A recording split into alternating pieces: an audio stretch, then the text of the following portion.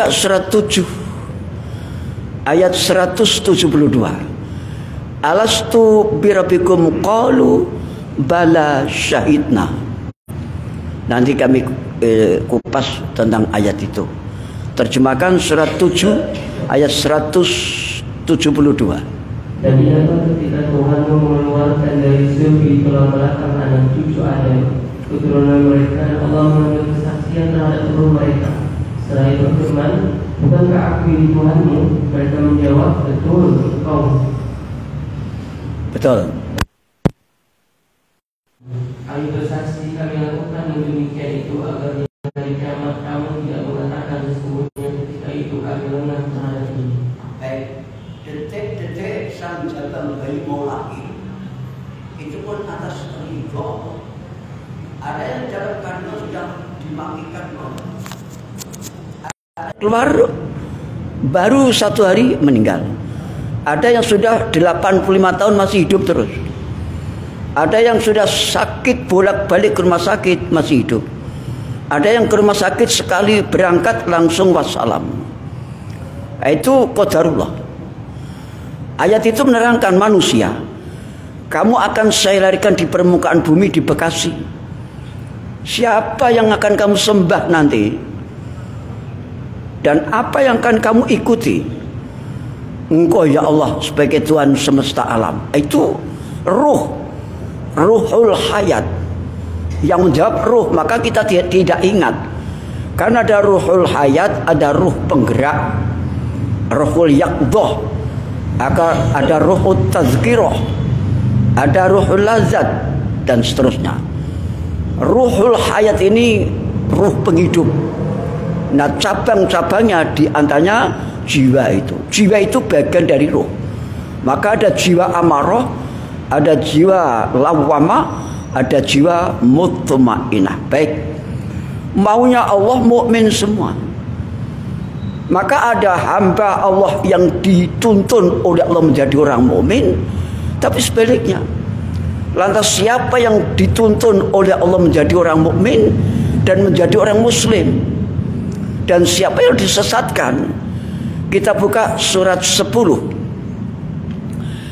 ayat 99 dan 100. Ini betapa pentingnya ngaji jamaah. Jangan sampai nanti menyesal saat sakaratul maut. Banyaknya umat yang mengaku Islam tapi meremehkan pengajian. Nanti akan menyesal saat sakaratul maut itu. Terjemahkan surat 10 ayat 99 ayat dan 100. Itu hamba yang jika Allah mengendaki semua manusia ini mukmin, Pak. Tapi enggak. Allah pilih-pilih. Mana yang mukmin sejati? Ini Allah sedang menyeleksi, Pak. Seluruh manusia di permukaan bumi. Yang di DPR 575 orang. Yang TNI 450.000 orang, yang 560.000 orang, polisi 450.000 orang. Ini diseleksi. 38 menteri diseleksi. Hakim 9 hakim konstitusi diseleksi. Hakim agung 40 diseleksi. MUI diseleksi. Ulama-ulama yang sudah masuk internasional, nasional, udah lewat YouTube internasional, itu diseleksi. Pelin-pelan atau tidak, istiqomah atau tidak, semuanya diseleksi. Umat juga diseleksi oleh Allah. Terjemahkan surat 10 ayat 99 dan ayat 100. Walau syaa rabbuka. Dan jika Tuhan menghendaki, tentulah beriman semua orang di bumi seluruhnya. Tapi apakah kamu hendak memaksa manusia yang datang menjadi orang-orang yang beriman? Ya. Dan tidak seorang pun akan beriman kecuali dengan izin Allah. Dan Allah menimpakan azab kepada orang-orang yang tidak beriman. Baik. Itu manusia yang dituntun sampai detik ini. Mudah-mudahan termasuk kita, iman kita konsisten, insya Allah.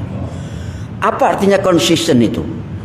Sekali kita, hati kita ada tertanam qul huwallahu ahad. Di dalam tubuh hati kita ini sudah ada tertanam la ilaha illallah Ojo sembrono, jangan campur adukkan akidahmu itu dengan agama lain. Kalau kita sekali sudah yakin, ainul yakin, hakul yakin, Allah subhanahu wa ta'ala itu yang saya sembah, titik. Jangan campur adukkan.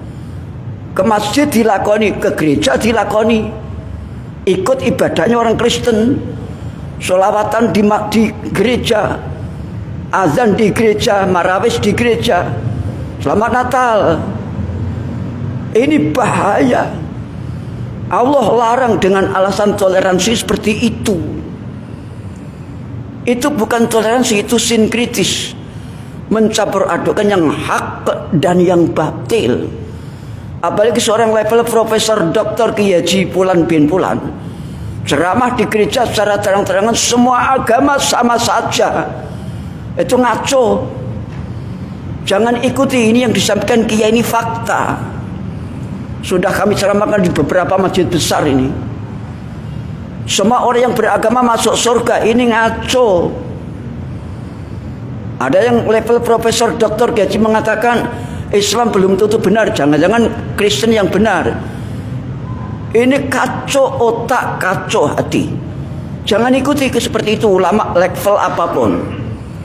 Saya lurus tegas tanpa pamrih jabatan apa-apa. Banyaknya sekarang akhir zaman itu jil, Syiah, Ahmadiyah, sekuler dan komunis, Pak. Itu ayatnya. Maka tidak semua orang dituntun oleh Allah menjadi orang mukmin, Pak. Maka jagalah imanmu itu. Jangan-jangan besok kita akan dikasih duit 100 juta untuk ke gereja berangkat. Eleng-eleng, eleng-eleng. Setan itu menyerang kepada siapapun termasuk Habib. Apalagi yang di istana sana itu serang terus setiap hari itu. Habib-habib, ulama-ulama, penasihat raja yang sudah alim fikih, sudah alim Al-Quran. Saya aja sering diserang kok. Abdul Somad Adhidayat, saya sudah banyak tawaran-tawaran yang tidak sedikit duitnya, Pak. Sampai plus ratusan miliar itu. Alhamdulillah sampai detik ini saya masih kuat. Mudah-mudahan sampai akhir napas saya, mohon doanya semoga kuat saya. Banyak menggoda itu. Tapi saya ingat apa yang kita cari hidup ini, Pak. Kita harus kenal dulu siapa saya, dari mana saya, untuk apa hidup saya ini, kemana akhir hidup kita ini, lantas apa bekal kita menghadap Allah. Itu harus dijaga baik-baik itu. Maka tanda bukti orang soleh sejati itu taklim, Pak. Kalau mengaku Islam tapi meremehkan taklim lah, tunggu nanti. Udah sholat, bener nggak sholatmu itu? Baik, kita lanjut tentang bahwa iman itu tidak semua orang dituntun oleh Allah. Yang akan dituntun oleh Allah nanti ini manusia yang terbaik ini. Ada manusia yang terbaik, ada manusia yang terburuk. Tidak semua orang dituntun menjadi muslim kafah. Tidak semua orang dituntun oleh Allah menjadi mukmin yang sejati, Pak. Kita runtut mukmin sejati di surat 8. Surat Al-Anfal ayat yang kedua, 3 dan 4. Innamal mu'minuna alladzina idza dzukirallahu wajilat qulubuhum wa idza tuliyat 'alaihim ayatuhu satadhum imana wa 'ala rabbihim yatawakkalun. Terjemahkan ayat 2, 3 dan 4. Itu nanti akan ketemu ulaika umul mu'minuna haqqan. Silakan. Orang-orang beriman dalam mereka yang apabila disebut nama Allah gemetar hatinya. Betul. Apabila dibacakan ayat-ayatnya kepada mereka bertambah kuat imannya dan hanya kepada Tuhan mereka bertawakal. Yaitu orang-orang yang melaksanakan sholat dan yang menyimpahkan sebagian dari rezeki yang kami berikan kepada mereka. Mereka itulah orang-orang yang benar-benar beriman. Mereka akan memperoleh derajat yang tinggi di sisi Tuhannya dan ampunan serta rezeki nikmat yang mulia. esensi ayat itu. Ciri-ciri menjadi mukmin sejati itu ada 4, tapi saya ambil 1 saja. Karena intinya di situ. Mukmin sejati itu adalah takut berbuat dosa. Titik. Hati-hati berbuat dan berucap. Takut berbuat dosa itu mukmin sejati. Tentu sholatnya dijaga baik-baik. Jaga sholat dan menjadi orang yang takut dosa. Rasulullah ingatkan akhir zaman nanti orang yang benar, orang yang soleh itu tinggal sedikit. Tidak usah nunggu lama, sekarang saja Pak. Ini sudah jomplang 275 juta di Indonesia ini Pak. Ini bukan suzon, ini fakta. Konon ceritanya di atas kertas Muslim terbanyak dan mayoritas itu di atas kertas betul. Tapi kenyataannya inna lillahi wa inna ilaihi raji'un. Kami berikan contoh ini, fakta ini ya. Setiap malam tahun baru Masehi, siapa yang paling banyak berbuat tidak baik? Orang Islam Pak. Petasan, trompet sekarang sedikit-sedikit sudah hilang. Minum. Kalau minum teh sih halal. Terus setiap maling ketangkep, KTP-nya Islam. Yang sholat berapa? Yang korupsi coba. Apalagi sekarang perang asimetris. Setiap ada orang ketangkep koruptor, kadang-kadang walaupun dia itu bukan orang Islam, tapi dipakai peci, dipakai jilbab, itulah kurang ajarnya wong Yahudi Nasrani. Dia itu orang kafir, tapi dalam persidangan pakai peci, pakai kerudung rapi itu. Itu namanya perang asimetris. Seolah-olah Muslim ini elek kabeh. Bahkan sekarang itu, waduh ya Allah. Apalagi sekarang sudah fakta ini ya. Pemerintah sudah menghapus pendidikan agama secara nasional. Pemerintah menghapus pendidikan sejarah Islam secara nasional. Pemerintah sudah menghapus sejarah umum. Pemerintah sudah menghapus sekolah madrasah. Clear udah. Dan diketok palu oleh 575 anggota dewan. Kalau DPR, MPR sudah setuju, ya ini menurut saya ini yang terjadi, sudah jomplang. Kita cuma bisa nangis dan mengelus dada. Padahal agama itu nomor 1 untuk mencetak anak soleh. Maka sekarang Kudus laris itu Pak.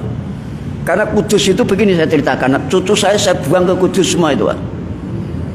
Di rumah tahfidz Al-Quran banyak sana menjamur tahfidz Al-Quran dan sukses. Dia cuman hafalan Quran dari umur 6 tahun 7 tahun Pak. Banyak sekarang yang sudah 10 tahun hafal 30 juz itu. Tapi punya ijazah juga. Kenapa? Paket gitu. Karena di sekolah sudah tidak ada pelajaran agama tuh. Tolong cucu-cucunya dimasukkan pesantren di mana yang di situ masjid. Al-Quran itu kuncinya anak soleh. Cucu saya itu 14. Cicit saya yang baru ini saya buang Kudus itu. Bayangkan itu. Ada yang murah, ada yang sedang, ada yang mahal. Dan tidak boleh bolak-balik mulai ke rumahnya, tidak. Orang tuanya pun nengok juga diatur berapa bulan sekali. Nanti pas ikut paket. Karena nomor 1 Al-Qurannya itu. Dia juga punya nanti ijazah SD, ijazah SMP, ijazah SMA, punya. Nanti kalau sudah masuk kuliah, dia sudah bawa 30 juz itu. Tidak akan terjebak oleh Yahudi Nasrani yang disebarluaskan di negeri kita ini. Ingat-ingat ini zaman akhir zaman. Mayoritas Muslim tapi justru seperti ini, Pak. Koruptor bebaskan, coba. Orang yang sudah mengaku menembak 6 pemuda soleh bebas. Ini fakta yang disampaikan Kiai, ini fakta. Yang justru ketidakadilan sekarang semakin meluas di mana-mana. Kalau saya ingat Morowali, ya Allah, lu kok yang pribumi sudah mati ya 3 orang atau berapa, malah 17 orang jadi tersangka. Cina yang membunuh pribumi malah justru satu pun nggak ada yang dijadikan tersangka. Inna lillahi wa inna ilaihi. Ini akan merembet di seluruh Indonesia, Pak. Teman-teman kami yang di Sulawesi, kami bel semua itu. Apa yang sebenarnya terjadi di sana itu? Astagfirullahaladzim. Ini fakta ini. Karena diumumkan oleh Kapolri, 17 orang dijadikan tersangka, coba. Lata yang sudah mempersiapkan besi dan dikasih tombak untuk membunuh pribumi itu kok enggak ditangkap. Ini supaya tahu jamaah. Sekarang ini teman-teman kami ulama, kiai, ustadz, jarang yang berani ceramah lantang, Pak. Karena KUHP yang baru ini langsung tangkap. Apa enggak ngeri itu? Kalau ulama-ulama sudah yang ceramah lantang ditangkapi habis. Tapi saya enggak akan pernah takut. Karena saya pegang teguh ayat Al-Quran. Kata Allah, sampaikan kebenaran Al-Quranku walaupun kamu mati. Surat 33 ayat 39. Alladzina yuballighuna risalatillah wa yakhshawnahu wa la yakhshawna illa ahadan illallah. Surat 33 ayat 39. Itu yang melatar belakangi saya ceramah dimanapun berada, di Jakarta maupun di mana saja, ya seperti ini saya. Walaupun ada yang cocok, ada yang enggak, silakan. Terjemahkan. Yaitu orang-orang yang menyampaikan risalah Allah, mereka takut kepadanya dan tidak merasa takut kepada siapapun selain kepada Allah, dan syukur Allah sebagai pembuat petunjuk. Itu kunci orang berani dakwah di situ, Pak. Namanya syuja'ah. Ada keberanian menyampaikan kebenaran Al-Quran. Tidak semua ustadz, anggota kami itu 100 orang, hanya 10 orang yang berani. Sekarang ditangkap 3 orang itu, Farid Ukta, Dr. Zain dan Dr. Nuh, itu ditangkap itu. Dicarikan pasal teroris. Lantang tangkap sekarang. Astagfirullahaladzim.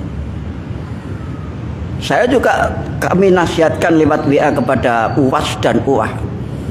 Antum masih muda banget, kelas-kelas anak saya, jangan memble. Kalau ulama-ulama yang sudah nasional hafal Quran kayak saya ini sudah tidak berani ceramah, ya udah, lebih baik mati duluan saja. Kalau mati syahid kok, orang menegakkan Al-Quran tangkap dibunuh, pasti itu syahid. Surat Al-Baqarah 154. وَلَا تَكُونُوا لِمَنْ يُقْتَلُ فِي سَبِيلِ اللَّهِ أَمْوَاتٌ بَلْ أَحْيَاءٌ وَلَكِنْ لَا تَشْعُرُونَ. Silakan. Dan jangan kamu mengatakan orang-orang yang terbunuh di jalan Allah mereka telah mati, sebenarnya mereka hidup, tapi kamu tidak menyadarinya. Surat Ali Imran 169, itu juga mati syahid. Ini jamaah mendengarkan ayat saja sudah gamblang, apalagi moco sendiri nanti di rumah. Kalau jamaah kami di seluruh Al-Azhar di Alisan itu kalau ngaji yang muda-muda itu bawa buku, Pak, bawa petelot, pensil, ditulis. Kalau yang sepuh mohon duduk saja. Kenapa? Yang sepuh nulis juga keliru. Moco udah ditulis itu juga bingung, apalagi nggak bawa kacamata, hilang semua itu. Silakan Ali Imran 169. Dan janganlah sekali-kali kamu mengira bahwa orang-orang yang kufur jalan Allah itu mati, sebenarnya mereka itu hidup, Tuhan yang mendapatkan rezeki. Ini pentingnya duduk taklim jamaah, orang ngerti. contoh-contoh mati syahid itu sampai orang ngerti. Yang paling gampang sekarang, Profesor Hamka, ini anak-anak belum lahir itu. Profesor Hamka almarhum itu syahid.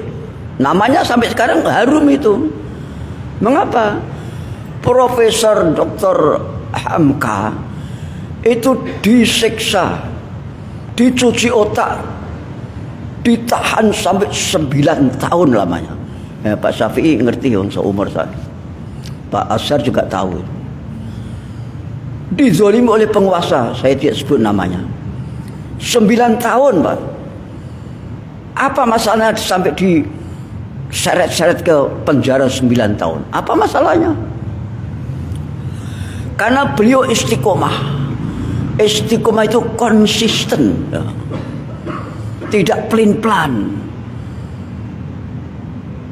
Saya ingat tahun 1983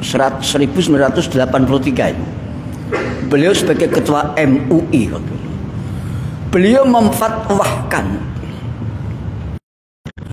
berdasarkan surat Al-Ikhlas, surat Al-Maidah ayat 72-73 dan surat Al-Kafirun, berdasarkan ayat itu dan juga berdasarkan surat Ali Imran ayat 19 dan 85, Al-Maidah ayat 3, beliau memfatwahkan bahwa umat Islam mengucapkan selamat Natal haram, titik.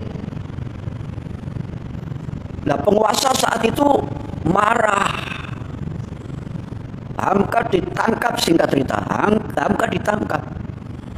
Tolong Hamka hapus itu fatwamu. Batalkan itu fatwamu. Karena kamu tidak toleransi.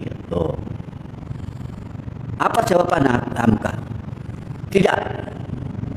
Sekali saya fatwahkan sampai mati tidak akan saya cabut. Oh, itu. Kalau saya hapus fatwa saya ini, sama dengan saya memusuhi Allah, sama dengan saya menghapus Al-Quran. Itu jawaban Hamka itu. Karena beliau salah satu guru saya. Nah, itu ulama yang wajib diikuti itu.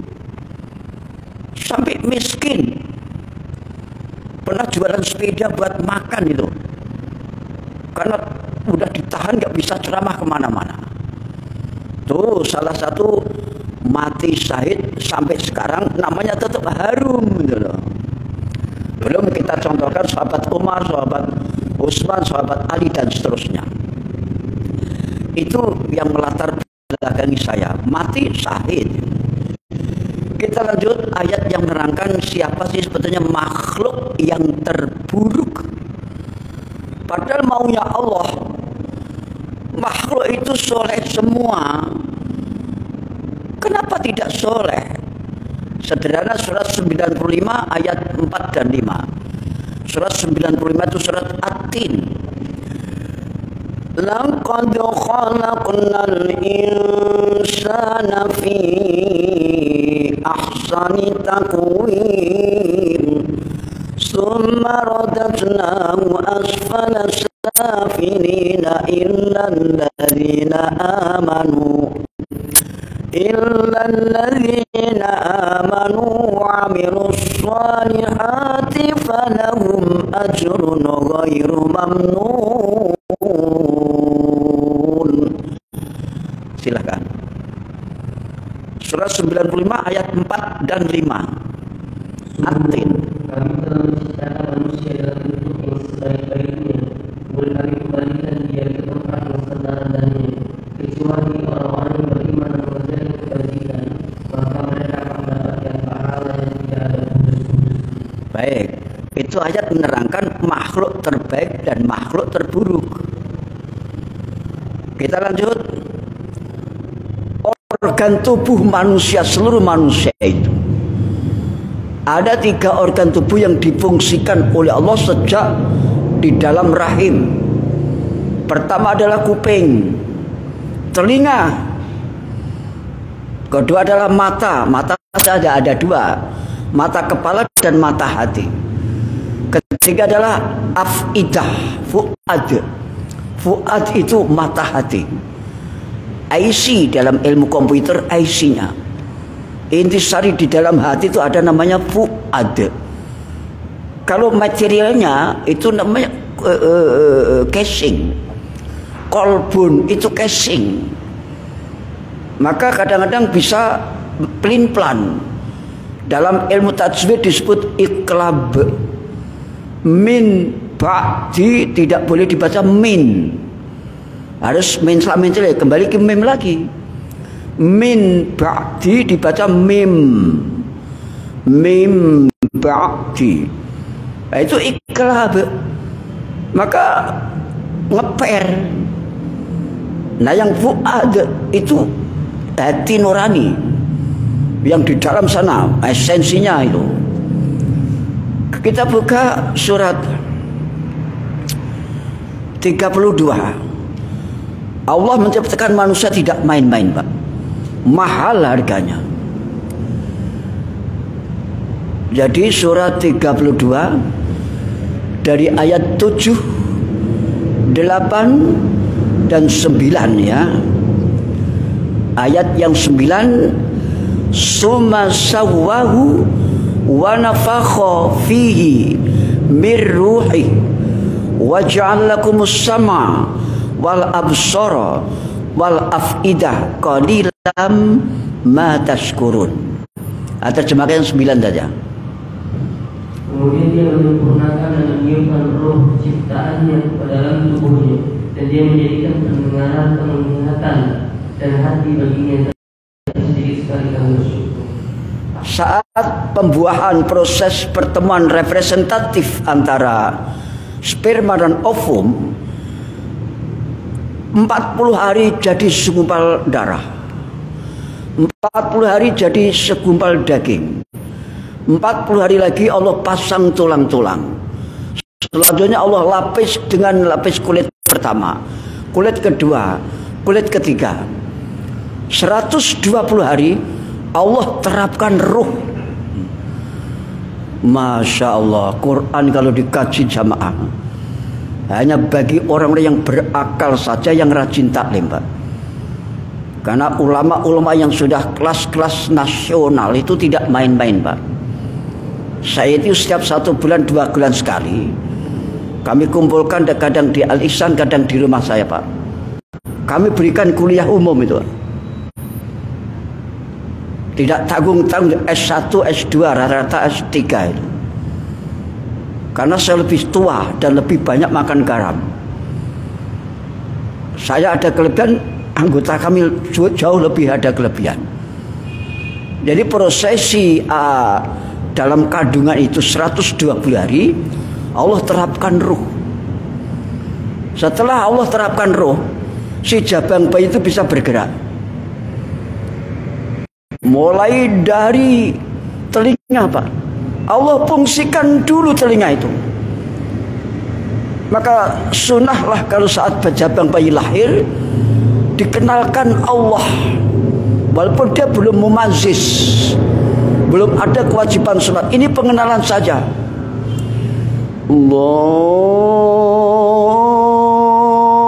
akbar, Allahu akbar. Pengenalan saja. Kenapa? Karena 3 organ tubuh sudah berfungsi, Pak. Telinga sudah mendengar. Ini pernah dalam rekaman janin oleh Profesor Dr. Kiai Dadi Dadang Habari. Saat ibu itu hamil dari 4 bulan dan seterusnya, selalu didengarkan rekaman-rekaman murotal Al-Quran, Pak. Dan ibunya juga selalu murojaah. Itu Muhammad Kamil dan Muhammad Arif itu dari Demak, Kudus dan Tegal, Magelang pesantrennya. Bayangkan, Pak, anak 6 tahun sudah hafal Quran. Yang Abdul Aziz umur 7 tahun hafal Quran. Kami cek ke Magelang sekarang, dua-duanya anak soleh ini sudah hafal hadis 3000 hadis. Coba, karena dicek oleh dokter Dadang Hawari, apa resepnya kok anakmu 6 tahun sudah hafal Quran? Karena saat dari 4 bulan itu ibunya sudah selalu tadarus Al-Quran. Dalam 1 bulan khatam sekali. Dan selalu sering disetelkan HP dengan tadarus Al-Quran 30 juz, Pak. Kena kuping sudah mendengar. Itu summa sawwahu wa nafakha fihi min ruhi wa ja'alakum sama ini kuping, wal absor, mata hatinya sudah melihat apa yang dimakan si Jabal ibunya itu. Mata hati yang melihat, mata kepala belum. Kalau yang dimakan sang istri itu dari korupsi Jiwasraya yang sekarang udah tahu kemana itu, dan Asabri dibebaskan semua itu. Korupsi bansos, coba. Bagaimana jadi anak nanti akan berpengaruh sifatnya. Yang narkoba ini oleh Dr. Dedang Awari juga akan berpengaruh kepada fisik dan sifat bapak yang pemabuk jadi sperma, ibu pemabuk jadi ovum. Ingat itu. Ini ilmiah sekali jamaah. Syukur bisa hadir tadi. Ingat kalau Rabu ketiga, insya Allah mungkin kalau Kiai masih ada kosong waktu, Rabu pertama dan Rabu ketiga. Ini tafsir ilmiah, Pak. Saya pelajari 9 tahun tafsir ilmi itu. Tidak main-main. Anak-anak kami, anggota kami banyak yang 30 juz hafal Quran. Tapi hanya hafal dok. Seperti kayak anak saya Ali Imran itu hafal dok dia. Belum masuk ini, anak saya juga hafal nanti. Tapi belum masuk yang tafsir ilmi, betul kan? Belum paham. Yang pahamnya kayak orang tua seperti ini. Coba buka surat 41 ayat 19, bahwa kulit manusia itu ada 3, Pak. 3 lapis kulit. Surat 41 ayat 19, 20, 21. Silakan. Dan inilah pada hari itu 3 musuh-musuh Allah digiring ke neraka, lalu mereka dipisah-pisahkan. Betul. Sehingga bila mereka sampai ke neraka, pendengaran, penglihatan dan kulit mereka menjadi saksi terhadap apa yang telah mereka lakukan. Dan mereka berkata kepada kulit mereka, mengapa kamu menjadi saksi terhadap kami? Kulit mereka menjawab, yang menjadikan kami dapat bicara adalah Allah, yang juga menjadikan segala sesuatu dapat bicara. Dan dialah yang menciptakan kamu yang pertama kali, dan hanya kepadanya kamu dikembalikan. Baik, karena tafsir ini berlanjut ya, jadi kalau hanya satu waktu maghrib ini nggak bisa. Nah, kalau nanti saya ambil Rabu pertama dan Rabu ketiga, satu tema bisa disambung. Ini baru mukadimah saja sudah makan waktu berapa jam ini. Kita buktikan lagi bahwa kulit manusia itu 3 lapis. Surat 4 ayat 59. Jadi nanti kulit manusia yang kafir, musyrik, komunis, PKI, gaya baru, itu nanti akan dihajar oleh Allah di jahanam. Sekali kulit yang pertama lepas, Allah sempurnakan lagi. Kulit yang kedua, ceborkan ke neraka jahanam lagi. Kulit lepas dari tulang-tulangnya. Terus Allah sempurnakan lagi sampai khalidina fiha abada. Surat 4 ayat 56 ya. Surat orang yang kafir kepada ayat kami telah akan masukkan ke dalam neraka. Setiap kulit mereka betul, betul. Dengan kulit yang lain agar mereka merasakan azab. Sungguh Allah Maha Perkasa, Maha Bijaksana. Na'udzubillah. Kulit laki-laki yang bersentuhan dengan perzinaan, rondo apa siapalah, atau LGBT, atau perzinaan. Ya, sekarang itu kan begini, rungokno tenan nih, dengarkan baik-baik. Menteri Pendidikan ini bikin undang-undang. Ini ada yang sudah ngerti, ada yang belum. Maka ngaji itu nomor 1 jamaah, rungokke tenan nih. Peraturan undang-undang yang dicetuskan oleh Menteri Pendidikan Nadiem Makarim dan disetujui oleh DPR. Saya orang pinter, jadi bisanya mau nangis dok, Pak. Sekarang itu misalnya ada mahasiswi dihamili oleh mahasiswa. itu tidak bisa dilaporkan ke hukum, tidak bisa dihukum, tidak bisa dipidanakan. Coba alasannya apa? Karena suka sama suka. Coba, jadi walaupun terjadi perzinaan asal suka sama suka itu tidak bisa dituntut hukum. Coba, inna lillahi wa inna ilaihi astagfirullahaladzim. Untung Mbah Kiai ini sudah umur panjang ini, sudah ngos-ngosan nafasnya. Untung saya tidak diberi oleh Allah penyakit jantung, Pak.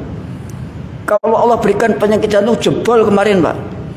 Karena mikirin umat saya sudah tua tinggal mati.